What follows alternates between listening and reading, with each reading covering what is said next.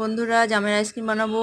ক্ষীর নিয়ে নিয়েছি মিক্সি বলে, আমুল দুধ ও চিনি নিয়ে নিয়েছি স্বাদ মতো। ওটাকে ভালো করে মিক্সিতে ঘুরিয়ে নেব।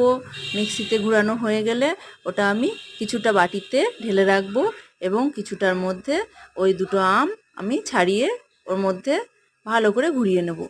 এবার মিক্স হয়ে গেছে, এটা একটি কাঁচের পাত্রে ঢেলে নিয়েছি। তারপর আমি একটি চিলমিলি দিয়ে ভালো করে আটকে ফ্রিজে খানিকক্ষণ রেখে দিয়েছি। পুরোপুরি না জমা অবধি এটা রাখতে হবে। তারপর ফ্রিজ থেকে বার করে আবার আমি এটা আইসক্রিমের বাটির মধ্যে বা কাঁচের তোমার কোনো জায়গা থাকলে তার মধ্যে দিতে পারো। একটু আমন্ড, কাজু, কিশমিশ দিয়েছি।